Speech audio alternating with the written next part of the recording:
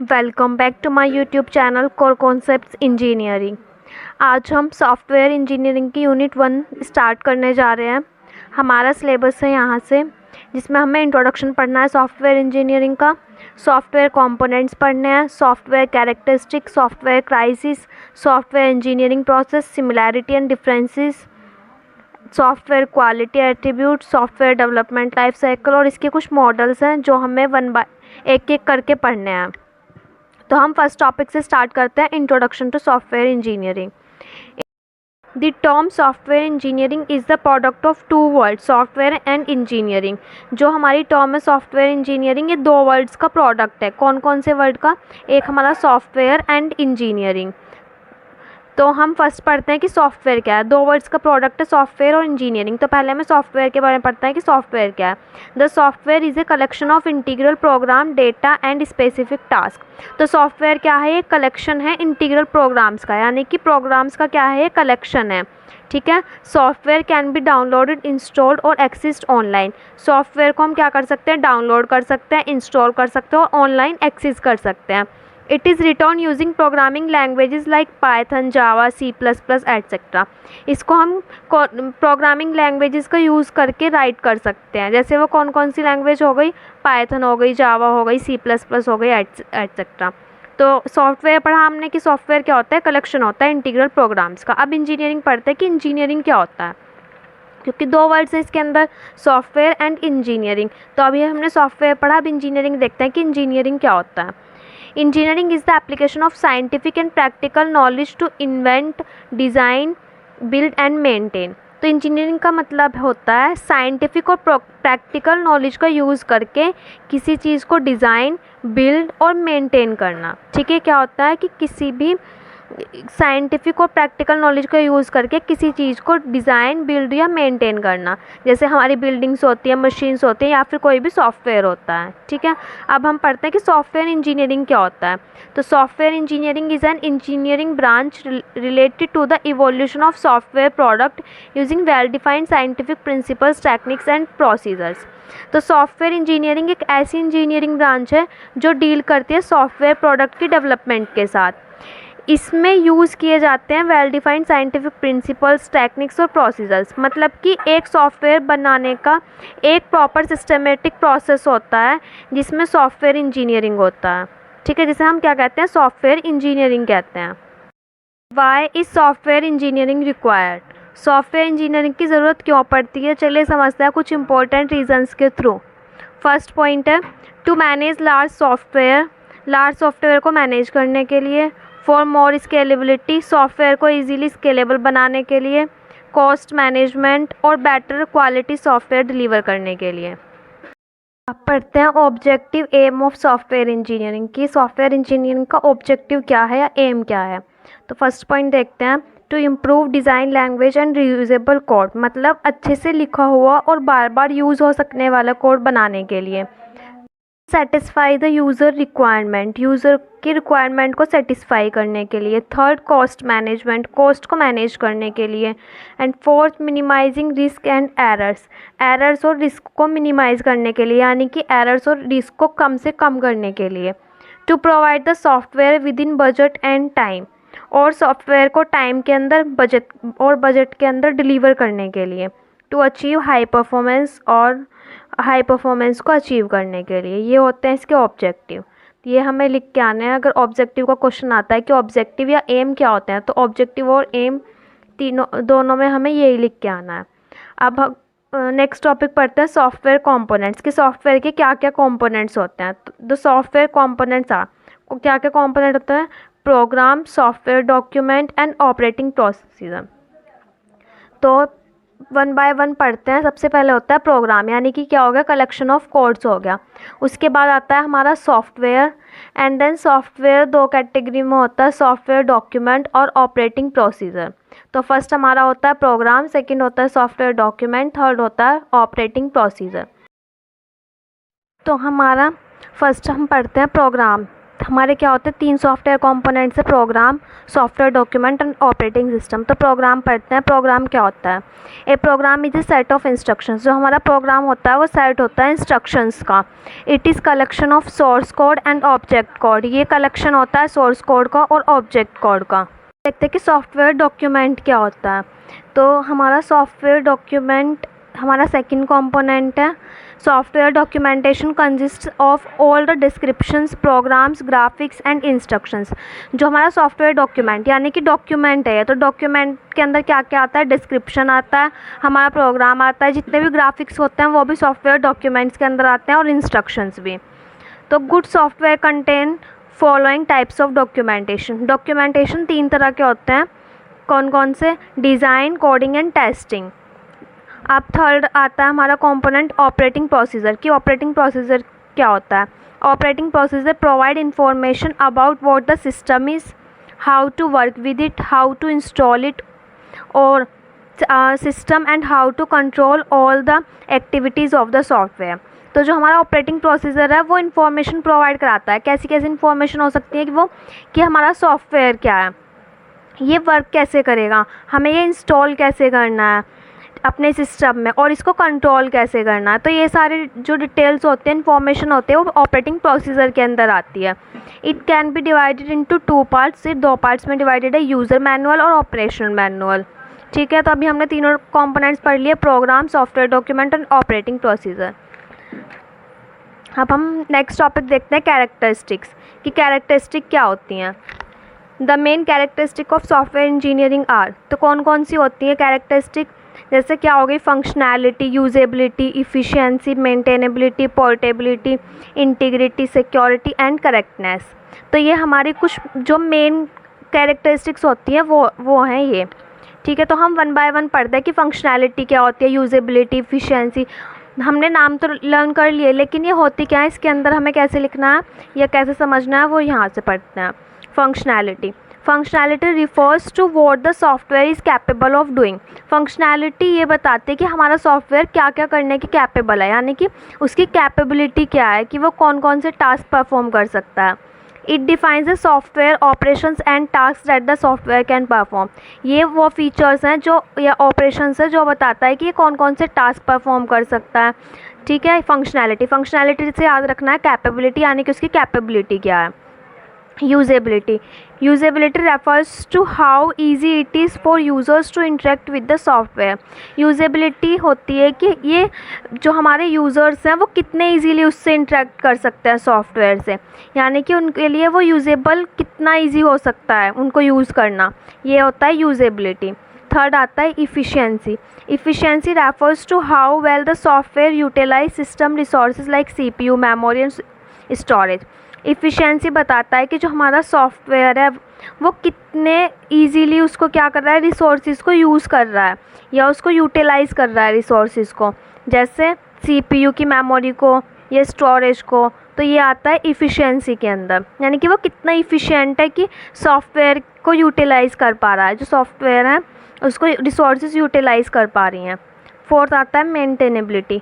Maintainability indicates how it is to modify and update the software. Maintainability का मतलब होता है कि हम कितने इजीली अपने सॉफ्टवेयर को मॉडिफाई या अपडेट कर सकते हैं। मेंटेन तो वही हो गया ना कि मॉडिफाई करना या अपडेट करना, टाइम टू टाइम मेंटेन करते रहना, तो उसके अंदर आता है अपडेट या मॉडिफाई। ठीक है, फिफ्थ पढ़ते हैं पोर्टेबिलिटी। की पोर्टेबिलिटी क्या होता है? Portability refers to the software's ability to run on various platforms और environments without significant modification.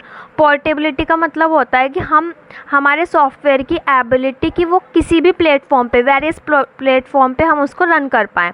Suppose एक प्लेटफॉर्म P1 है और एक P2 है, तो वो हम सॉफ्टवेयर को चेक करेंगे क्या वो प्लेटफॉर्म P1 पे जैसे रन हो रहा था सेम आउटपुट वो प्लेटफॉर्म 2 पे भी दे पा रहा है। तो ये होती है पोर्टेबिलिटी। ठीक है, integrity ensures that the software performs accurately and reliably while safeguarding data and preventing unauthorised access और टैम्परिंग। इंटीग्रिटी ये बताती है कि हमारा जो सॉफ्टवेयर है या डेटा है वो कितना एक्यूरेट है, कितना रिलायबल है, और उसको क्या करती है, अनऑथराइज्ड एक्सेस से प्रिवेंट करते हैं, यानी कि कोई अनऑथराइज्ड पर्सन उसको एक्सेस ना कर पाए, तो वो कौन मेंटेन करता है? इंटीग्रिटी। नेक्स्ट आता है security. Security ensures that the software have the high security to protect and the performance measure. Security का मतलब वही है कि हमारा सॉफ्टवेयर को हाई सिक्योरिटी प्रोवाइड करना, ताकि वो क्या कर सके, उसकी परफॉर्मेंस को हम प्रोटेक्ट कर सकें। देन आता है correctness. Correctness refers to have correct और आवर आउटपुट इज़, मतलब ये बताता है कि हम कितना करेक्ट हमारा आउटपुट दे रहा है। करेक्टनेस बताता है कि हमारा आउटपुट कितना करेक्ट है। तो ये हमारी कैरेक्टरिस्टिक्स हो कि हमें ऐसे डायग्राम्स में रिप्रेजेंट करके आना है, मतलब थोड़ा अट्रैक्टिव लगेगा और थोड़ा मार्क्स भी ज़्यादा मिलेंगे अगर हम ऐसे लिख के आएंगे तो। अब हम नेक्स्ट टॉपिक पढ़ते हैं सॉफ्टवेयर क्राइसिस, कि सॉफ्टवेयर क्राइसिस क्या होते हैं। The software crisis refers to the set of problems that emerged in the software development. Software crisis क्या होते हैं? तो सॉफ्टवेयर क्राइसिस क्या होता है, देखो ऐसे समझ सकते हैं, जब सॉफ्टवेयर बनाने का प्रोसेस बहुत कॉम्प्लेक्स हो जाता है, यानी कि हम कोई सॉफ्टवेयर बनाना चाह रहे हैं लेकिन उसका प्रोसेस बहुत ज़्यादा कॉम्प्लेक्स हो रहा है, या हमारी डेडलाइंस मिस हो रही हैं, कॉस्ट ज़्यादा हो रही है, या फाइनल प्रोडक्ट यूज़र्स की रिक्वायरमेंट को प्रॉपरली सेटिस्फाई नहीं कर रहा, तो ऐसी सिचुएशन को हम क्या बोलते हैं? Software crisis. क्या? जब कॉस्ट ज़्यादा हो जाती है या फाइनल प्रोडक्ट जो है यूज़र्स की रिक्वायरमेंट को प्रॉपरली सेटिस्फाई नहीं करता, जो यूज़र चाह रहा है उस रिक्वायरमेंट को वो सॉफ्टवेयर प्रॉपरली सेटिस्फाई नहीं कर रहा है, तो हम ऐसी सिचुएशन को क्या बोलते हैं? सॉफ्टवेयर क्राइसिस बोलते हैं। ठीक है, तो ये हम इसके पढ़ते हैं कि ये कब कब हो सकता है, यानी कि क्या क्या नीड्स हैं जब ये हो सकता है, क्या क्या अगर हुआ तो कब हुआ। पुअर प्रोजेक्ट प्लानिंग, यानी कि क्या है, हमने प्लानिंग, जो हमने प्रोजेक्ट रेडी कर रहे हैं हमने उसकी प्लानिंग ही बेकार कर दी, यानी कि हमने उसकी प्लानिंग ही अच्छे से नहीं की, तो वो किसकी वजह से हो गया? प्रोजेक्ट की प्लानिंग। सेकंड आता है risk assessment. Third wrong time and budget estimation, यानी कि हमने रॉन्ग टाइम चूज़ कर लिया और जो हमारा बजट का एस्टिमेशन है वो भी रॉन्ग हो गया, तो उसकी वजह से भी सॉफ्टवेयर क्राइसिस हो सकते हैं। या फिर लैक ऑफ स्किल पर्सन, हमारे पास जो है वो स्किल पर्सन नहीं है, जो हमने प्रोजेक्ट डेवलप करने के लिए दिया है वो अनस्किल्ड पर्सन को दे दिया, तो वहाँ पे भी सॉफ्टवेयर क्राइसिस हो सकते हैं। रॉन्ग मोटिवेशन टेक्निक, यानी कि जो जिस मोटिवेशन टेक्निक से यूज़र उस डेवलपर उसको क्रिएट कर रहा है, वो जो टेक्निक है वो उसकी क्या है, वो रॉन्ग है, तो उसकी वजह से भी सॉफ्टवेयर क्राइसिस आ सकते हैं। या हम ऐसे समझ सकते हैं कि सॉफ्टवेयर टाइम पे रेडी नहीं होता। ठीक है, तो किस किस वजह से नहीं हो रहा कि रॉन्ग, उसके पास जो मोटिवेशन टेक्निक है ना वो ही रॉन्ग है, तो उसकी वजह से वो प्रोडक्ट जो है वो क्या नहीं कर पा रहा, वो रेडी नहीं कर पा रहा। Software crisis is a set of difficulties और problems encountered while developing software. Software crisis जो है वो डिफ़िकल्टीज़ या प्रॉब्लम्स का सेट होता है। जब हम अपने सॉफ्टवेयर को रेडी करते हैं तो हम उन डिफ़िकल्टीज से हुए निकलते हैं, तो उसे क्या बोलते हैं हम? Software crisis.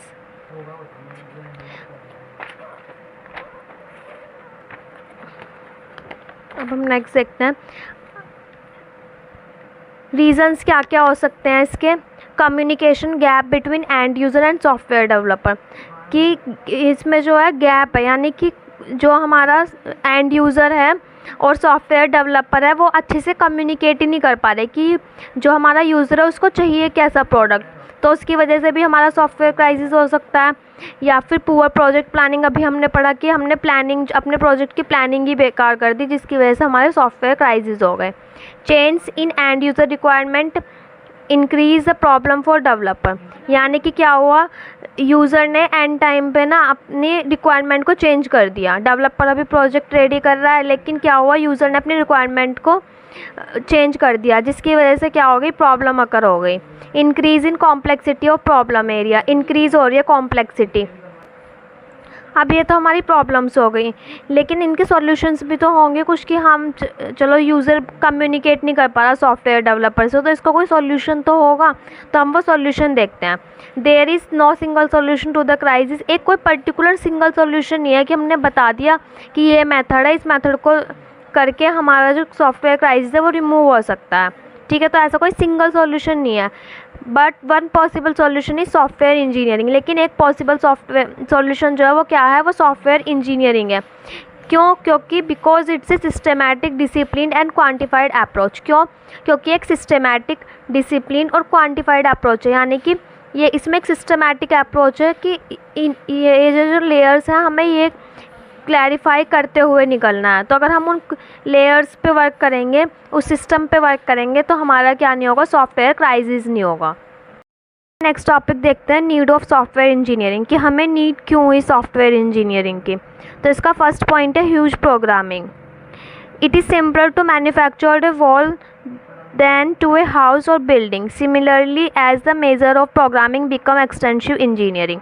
इसका मतलब देखो, ऐसा समझते हैं, जब हम छोटी छोटी चीज़ें बनाते हैं जैसे एक वॉल या एक छोटी बिल्डिंग, तो वो रिलेटिवली ईजी होता है। लेकिन जब हम एक पूरा सॉफ्टवेयर सिस्टम बनाते हैं तो उसमें बहुत सारी प्रोग्रामिंग इन्वॉल्व होती है।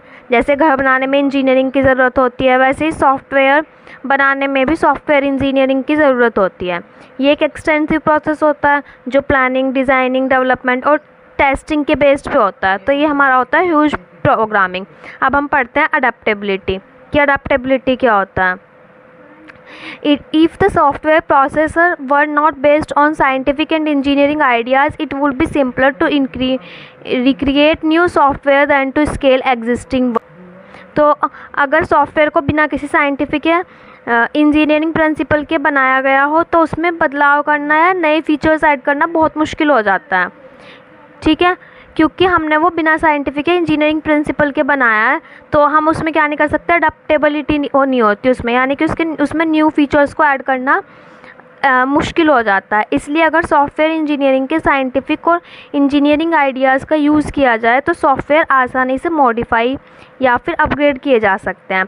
तो अडेप्टेबिलिटी का तो मतलब यही होता है कि आसानी से बदलाव कर पाना। तो हमें उसमें क्या यूज़ करना है, साइंटिफिक और इंजीनियरिंग आइडियाज़ यूज़ करने हैं ताकि हम उसको क्या कर सकें, रिक्रिएट कर सकें, मॉडिफाई कर सकें। अगर हम नहीं यूज़ करेंगे तो हमारे लिए वो बहुत ज़्यादा डिफ़िकल्ट हो जाएगा उसको रिक्रिएट करना, मॉडिफाई करना।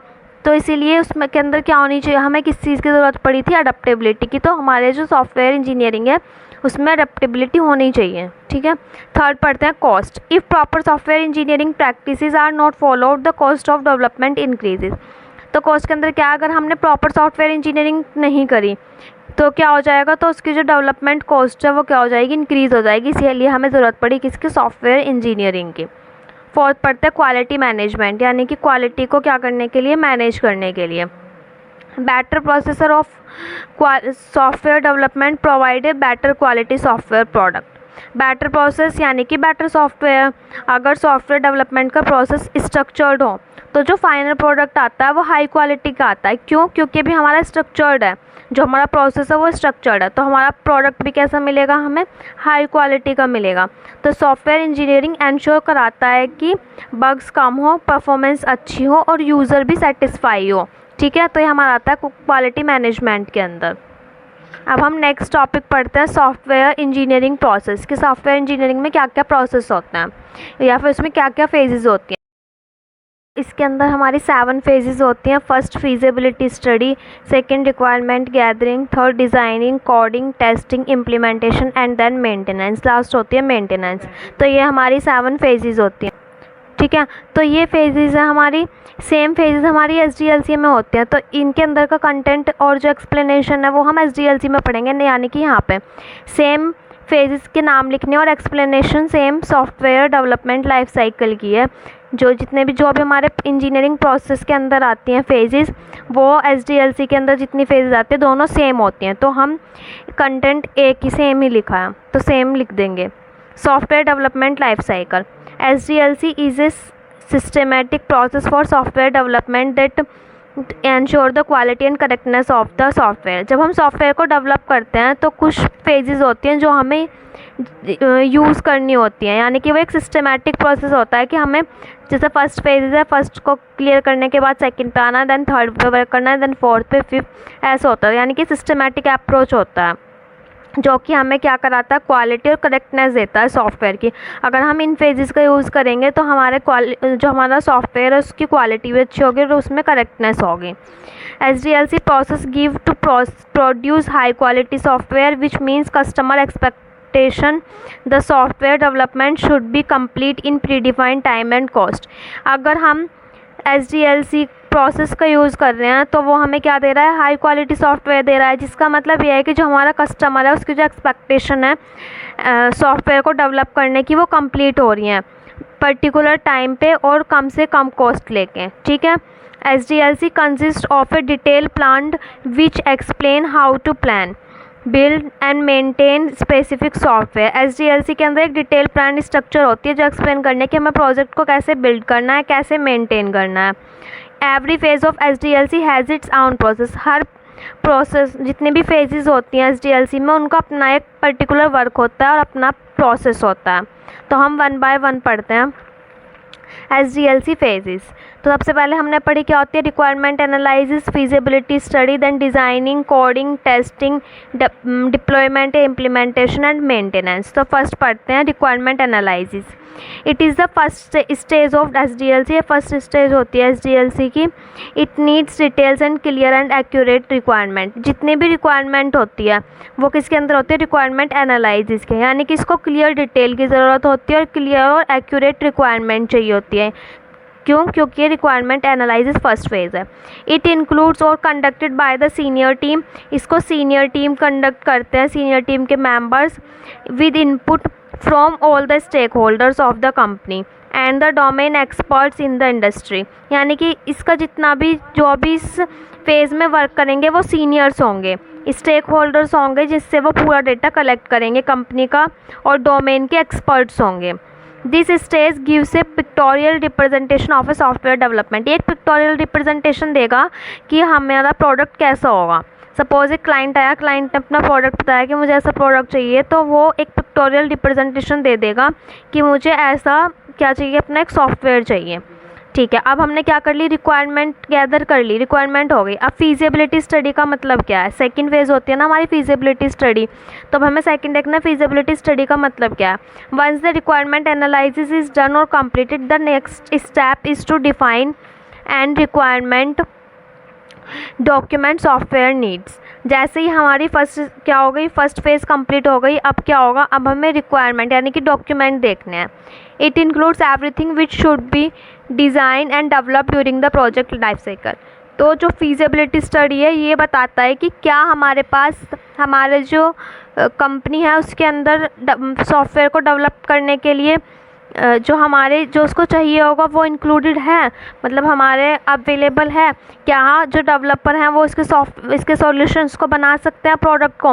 तो इसकी फीजिबिलिटी स्टडी चेक करता है कि ये प्रोडक्ट रेडी हो भी सकता है या नहीं हो सकता। ठीक है। फीजिबिलिटी स्टडी यानी कि प्रोडक्ट को चेक करना कि प्रोडक्ट को जो है डेवलप कर भी सकते हैं या नहीं कर सकते। थर्ड आती है design. In this third phase, the system and software design document are prepared as per the requirement specific documentation. इसमें क्या करते हैं, थर्ड फेज़ में जो सिस्टम सॉफ्टवेयर डिज़ाइन है इसको प्रिपेयर करते हैं रिक्वायरमेंट के अकॉर्डिंग, यानी कि डिज़ाइनिंग करते हैं। This helps to define overall system architecture. ये ओवरऑल सिस्टम आर्किटेक्चर बताती है ये वाली फेज़, डिज़ाइन फेज़। तो डिज़ाइन फेज़ भी, डिज़ाइन डॉक्यूमेंट दो टाइप्स के होते हैं। फर्स्ट होता है हाई लेवल डिज़ाइन और सेकंड होता है लो लेवल डिज़ाइन। मतलब कि इसके अंदर सिर्फ हमें डिज़ाइनिंग करनी है अपने प्रोडक्ट की, यानी कि उसको रेडी प्रिपेयर करना है कि वो डिज़ाइन कैसा होगा उसका। तो ये डिज़ाइनिंग दो तरह से होती है, high level design and low level design होती है। फोर्थ जो फेज़ होती है वो होती है coding.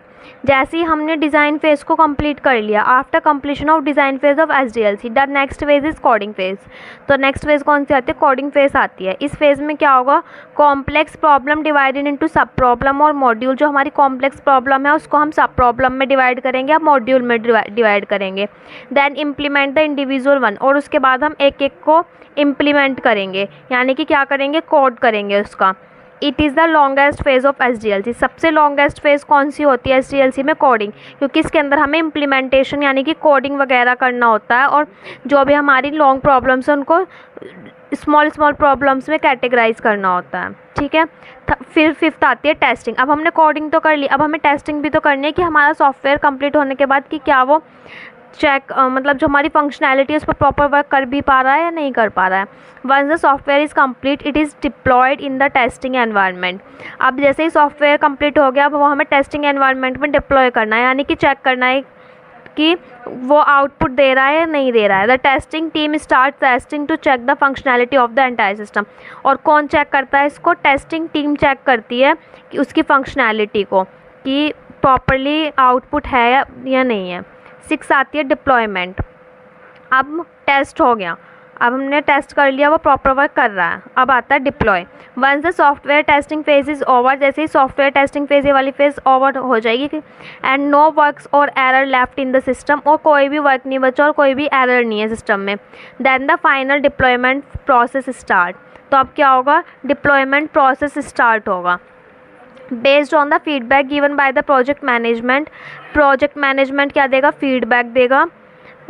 The final software is release, और हम क्या कर देंगे? फीडबैक के बाद फाइनल सॉफ्टवेयर को रिलीज़ कर देंगे। And check for the issues related deployment, और फिर चेक करेंगे डिप्लॉय करने के बाद क्या क्या इश्यूज़ आ रहे हैं हमारे प्रोडक्ट में।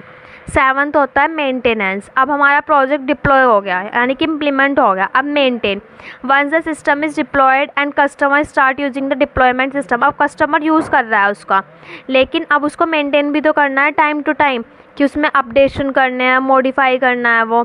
तो ये मेंटेनेंस के अंदर आता है कि जैसे ही हमारा प्रोडक्ट कंप्लीट हो जाता है तो हमें उसमें टाइम टू टाइम मॉडिफाई करते रहना है, चेंजेस करते रहना है, यानी कि उसकी फंक्शनैलिटी को इम्प्रूव करते रहना है। Following the 3 activities are as bugs fixing. क्या क्या कर सकते हैं हम मेंटेनेंस में? बग को फिक्स कर सकते हैं, अपग्रेड कर सकते हैं, यानी कि मेंटेन के अंदर आता है ये भी, और इन्हेंस कर सकते हैं, यानी कि उसको और बड़ा प्रोडक्ट बना सकते हैं।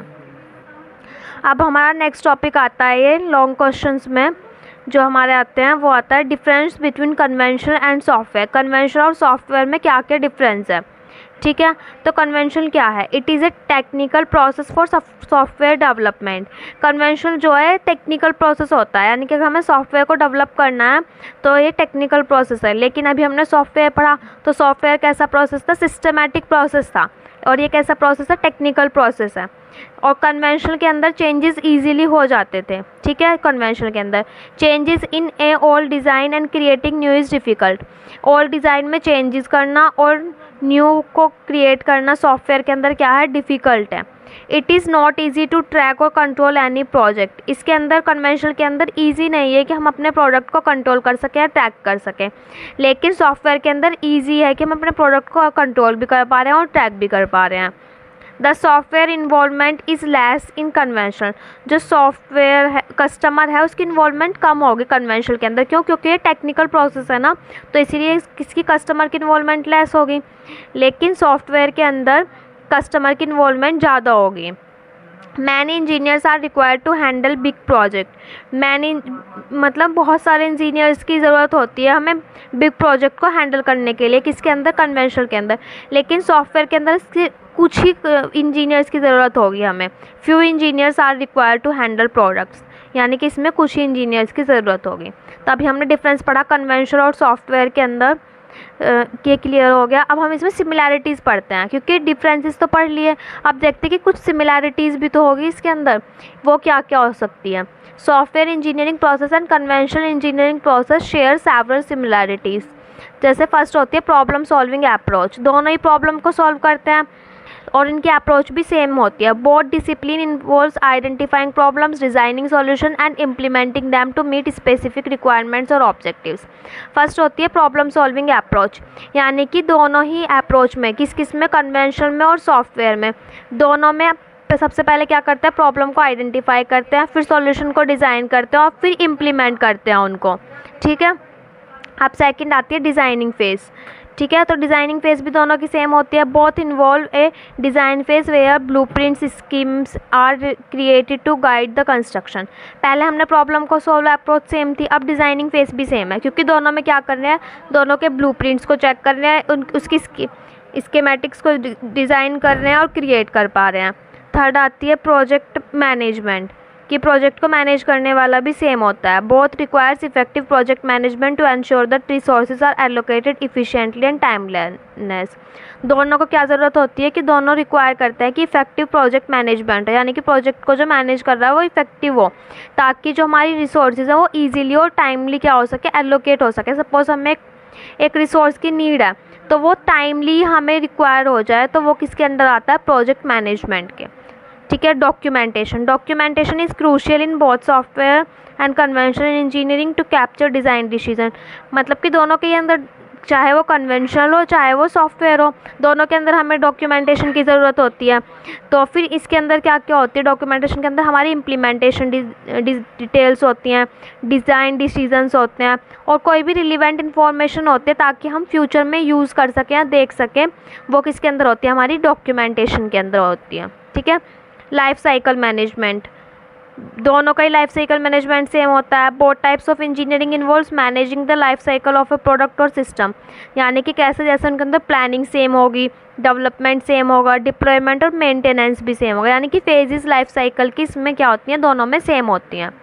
अब हमारा मोस्ट इंपॉर्टेंट टॉपिक है मॉडल्स पढ़ने हैं हमें वन बाय वन। हमारे मॉडल्स होते हैं, इसमें हम 7 मॉडल्स पढ़ेंगे, 7 के 7 मॉडल्स, लेकिन एक ना एक आता ज़रूर है इसमें। तो ये मॉडल्स इंपॉर्टेंट है, हमें वन बाय वन पढ़ने हैं और ऐसे पढ़ने हैं कि हम एग्ज़ाम में लिख के आ सकें, क्योंकि एक तो आएगा ही इस मॉडल में से। ठीक है। तो फर्स्ट मॉडल है, इंपॉर्टेंट है ये, classical waterfall model.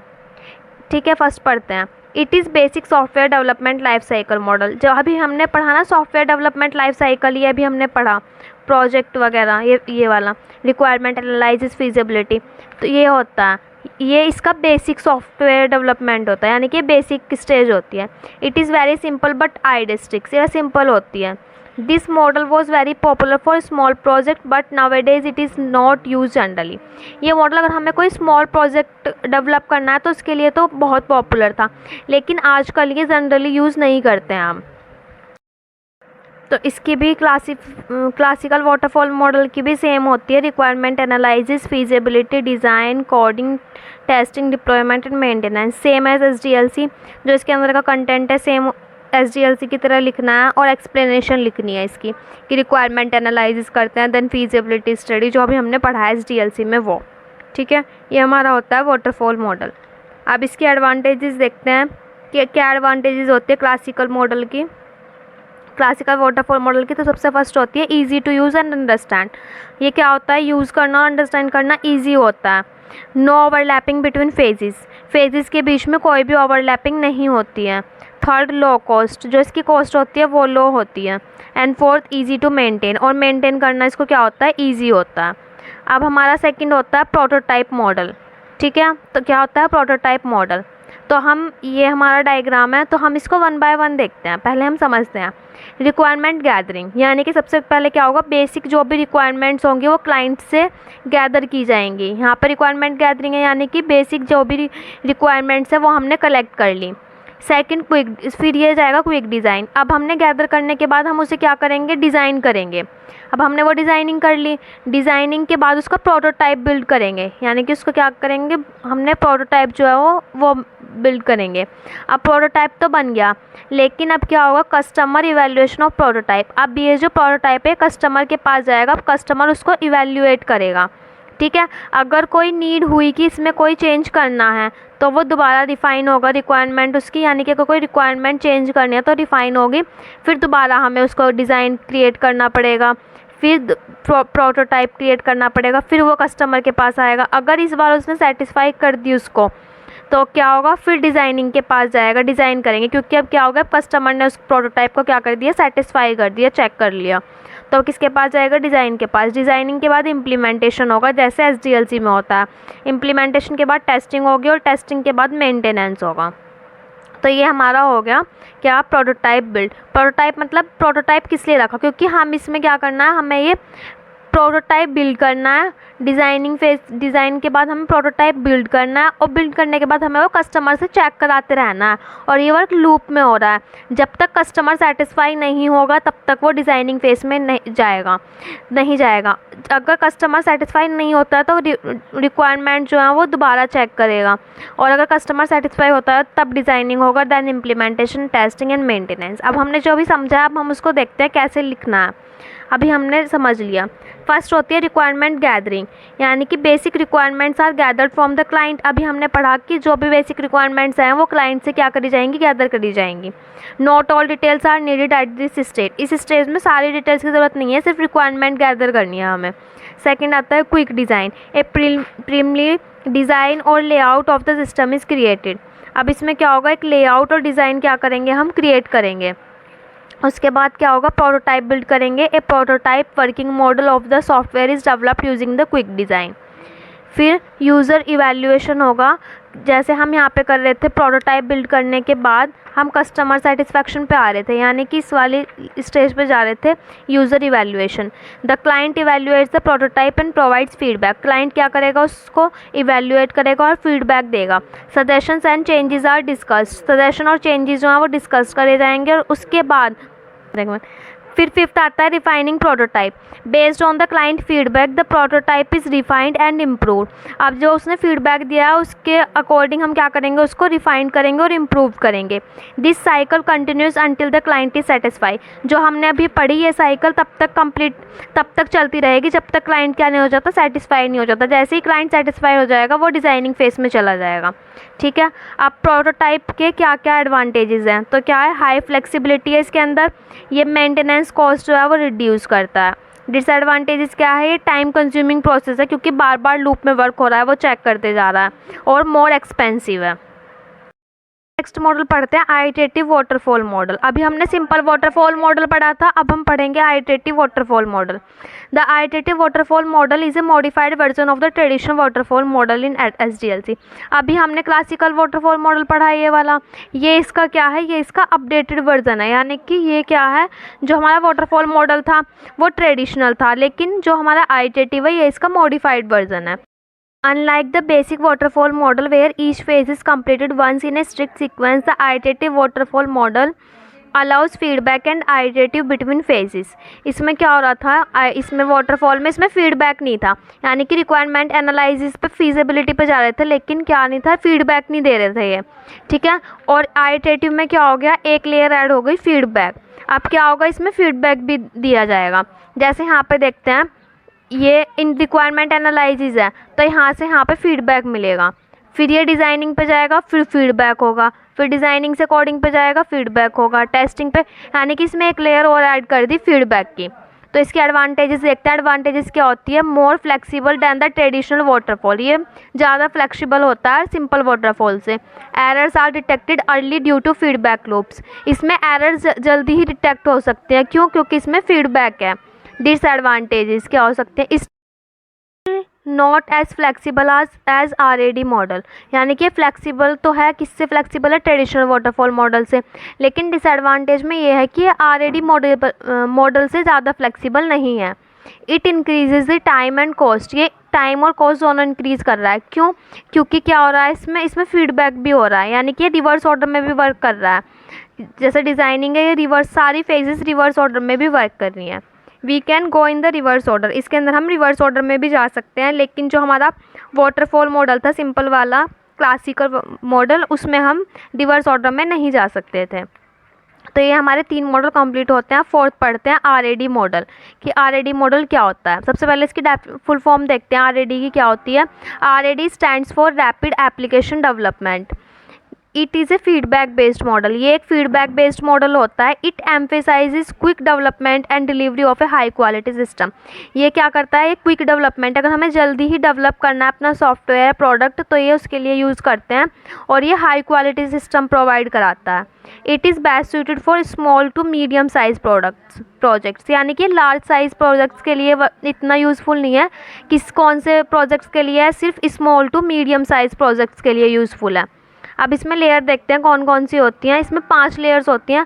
First business modelling, second data modelling, process, application, testing. Business, data, process, application and testing, ये होते हैं। तो सबसे पहले हम बिजनेस पढ़ते हैं। बिजनेस क्या होती है, understand business functions and the flow of information.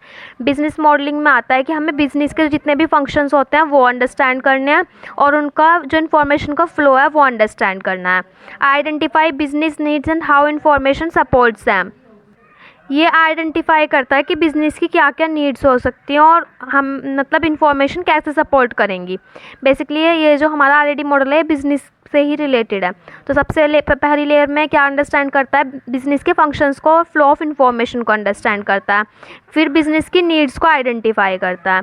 Second आता है डेटा मॉडलिंग की डेटा मॉडलिंग रिफाइन। अब हमने क्या कर लिया, बिजनेस क्या कर लिया, बिजनेस मॉडलिंग कर ली, अब डेटा मॉडलिंग करनी है। Refine the data objects required by the business. अब हमें डेटा ऑब्जेक्ट्स रिफाइन करने हैं, यानी कि डेटा ऑब्जेक्ट समझना है। Define data relationships and attributes. ये डेटा मतलब बेसिकली ये किस पे वर्क कर रहा था, ये बिजनेस पे कर रहा था, ये डेटा पे करेगा कि डेटा को समझना है हमें, उसको रिफाइन करना है और जो भी रिलेशनशिप है बिटवीन द डेटास वो हमें डिफाइन करना है। थर्ड आता है प्रोसेस मॉडलिंग। अब ये प्रोसेस पे वर्क करेगा। Define how data is process and transform to meet business needs. ये क्या है, ये डिफ़ाइन करता है कि डेटा को कैसे प्रोसेस करना है ताकि वो जितनी भी हमारी बिज़नेस की नीड्स हैं उनसे क्या कर सके, मीट कर सकें, यानी कि बिज़नेस की रिक्वायरमेंट से मीट हो सके। फोर्थ आता है application. Develop software using automated tool और कोड। ये क्या करता है, ये सॉफ्टवेयर को डेवलप करता है टूल्स को यूज़ करके या कोड को यूज़ करके। Prototypes are quickly build using reusable components. इसमें जो प्रोटोटाइप्स है वो हम क्या करते हैं, क्विकली बिल्ड करते हैं जो हमारा रीयूजेबल कंपोनेंट्स है उनको यूज़ करके। फिफ्थ होती है हमारी testing, last phase.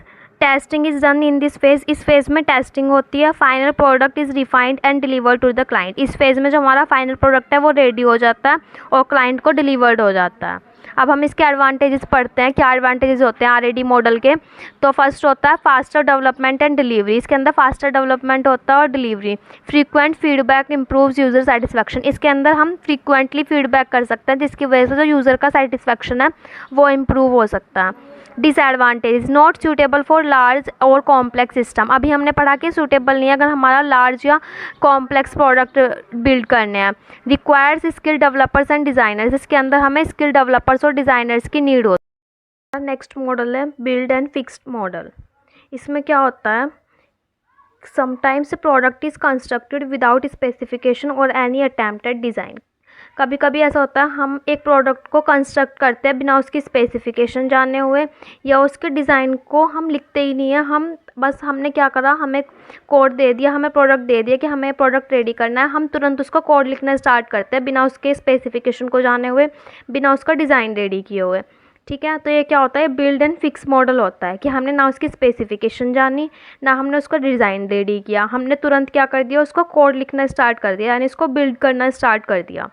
This is an ad hoc approach and well not well defined. ये क्या है, एक एडोक अप्रोच है। It is simple two phase model. ये एक टू सिंपल फेज मॉडल है। फर्स्ट फेज़ क्या होती है, to write code. First phase में हम कोड को राइट करते हैं यानी कि build code, and next phase is to fix it. और नेक्स्ट फेज़ होती है फिक्स। पहले हम कोड को बिल्ड करेंगे, नेक्स्ट फेज़ में हम इसको क्या करेंगे, फिक्स करेंगे। इसको हम एग्जांपल से समझते हैं। सपोज हमें क्लाइंट ने क्या बोला कि हमें कैलकुलेटर रेडी करके देना है, लेकिन हमने क्या करा, हमने उसको ना उसका डिज़ाइन रेडी किया ना हमने उसकी स्पेसिफिकेशन को जाना, हमने तुरंत कोड लिया और कोड लिखना स्टार्ट कर दिया। तो वो किसके अंदर आ गया, बिल्ड कोड के अंदर। अब हम जैसे जैसे उसमें क्या आ रहा है, जैसे जैसे हमें एरर्स मिल रहे हैं, बग्स मिल रहे हैं, तो हम उनको रिमूव कर रहे हैं फिक्स के अंदर, यानी कि अब हम उनको फिक्स कर रहे हैं। तो ये टू फेज हो गया, यानी कि हम कोड को बिल्ड कर रहे हैं, जैसे जैसे एरर आ रहे हैं हम उनको फिक्स कर रहे हैं, फिर बिल्ड कर रहे हैं। तो एक क्लोज लूप में चल रहा है कि बिल्ड और फिक्स ऐसे। तो इसीलिए हम इसको क्या बोलते हैं, build and fix model. Work well on small programming exercises. ये अगर हमारा कोई स्मॉल प्रोग्रामिंग एक्सरसाइज है तो उसके लिए वर्क करता है, जैसे कैलकुलेटर का एग्जांपल दिया अभी। कोड सून बिकम्स अनफिक्सेबल। कभी कभी कोड जल्दी ऐसा हो जाता है कि वो अनफिक्सेबल हो जाता है। No room for design. Designing के लिए इसमें कोई जगह नहीं है क्योंकि हम डायरेक्ट क्या कर रहे हैं, कोड लिख रहे हैं। डिफ़िकल्ट मेंटेनेंस विदाउट स्पेसिफिकेशन और डिज़ाइनर्स।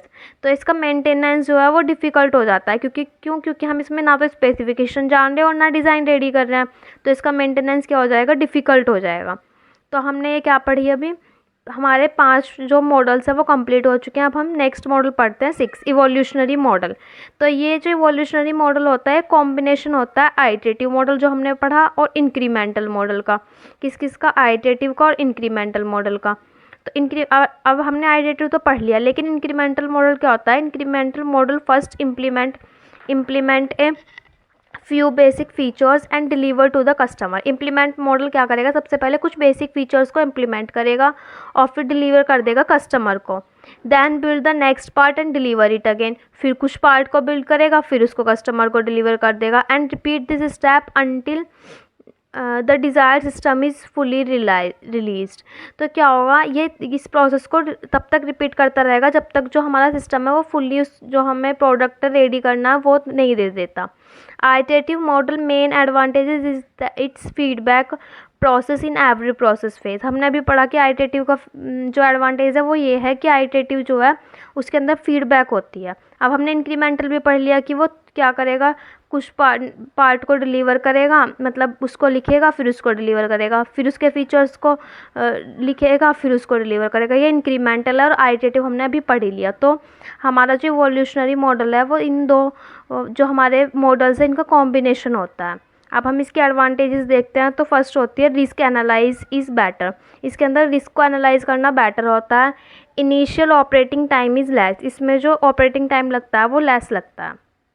अब हमारा ये स्पाइरल मॉडल लास्ट मॉडल है, क्योंकि हमारे सिलेबस में यही 7 मॉडल्स हैं जो हमें पढ़ने हैं। तो स्पाइरल मॉडल देखते हैं। स्पाइरल मॉडल क्या होता है। The spiral model is a combination of the waterfall model and the iterative model. ये जो स्पाइरल मॉडल होता है किस किस का कॉम्बिनेशन होता है, वाटरफॉल मॉडल का और आइटरेटिव का। लेकिन जो हमारा इवोल्यूशनरी था वो किसका था, आइटरेटिव का तो था ही था, इंक्रीमेंटल का था। इसमें अलग हो गया कि आइटरेटिव प्लस वाटरफॉल का क्या है, कॉम्बिनेशन है। Its structure looks like a spiral with many loops. इसकी स्ट्रक्चर स्पाइरल की तरह दिखती है, जैसे ये है स्पाइरल की तरह, और इसमें मैनी लूप्स होते हैं, इसीलिए हम इसको क्या बोलते हैं, spiral model. The exact number of loops of the spiral is unknown and can vary from project to project. ये जो हमने लूप्स बनाए हैं ना, ये कुछ भी वो नहीं है कि हमें इतने ही लूप्स बनाने हैं, एग्जैक्ट नंबर नहीं दिया हुआ। ये वेरी कर सकता है प्रोजेक्ट टू प्रोजेक्ट कि हमें कितने लूप्स क्रिएट करने हैं। ठीक है, तो जैसे हम फर्स्ट में पढ़ते हैं फर्स्ट क्वाड्रेंट, इसमें 4 क्वाड्रेंट हो गए, first second third and fourth. तो जो हमारा फर्स्ट क्वाड्रेंट है उसमें आता है ऑब्जेक्ट को डिटरमाइन करना, object determination and identify alternative solution.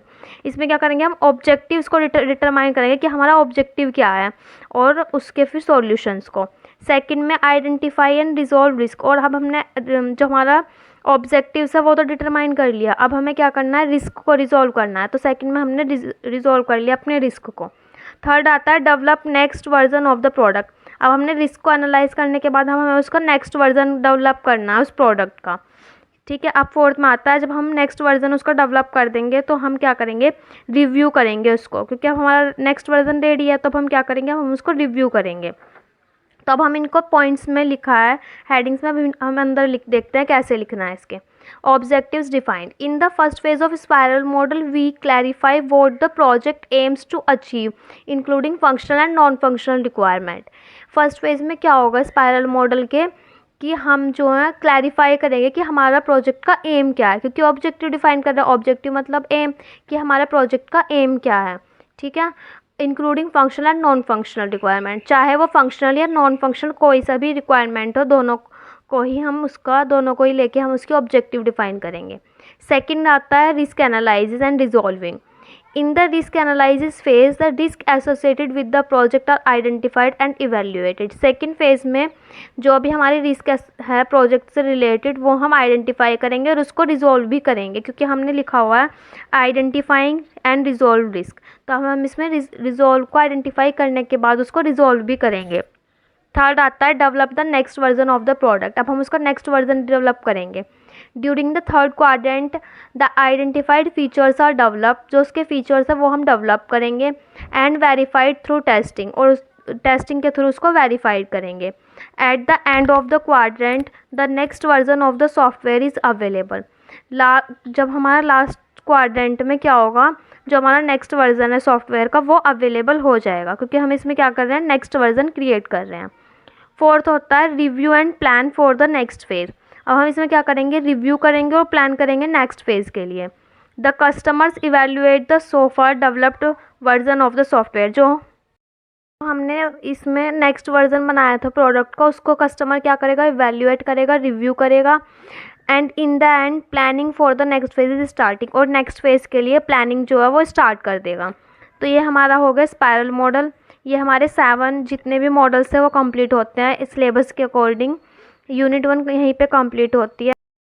यहीं पे हमारी वीडियो कंप्लीट होती है। If you like the video then give a thumbs up and don't forget to subscribe the channel core concepts engineering.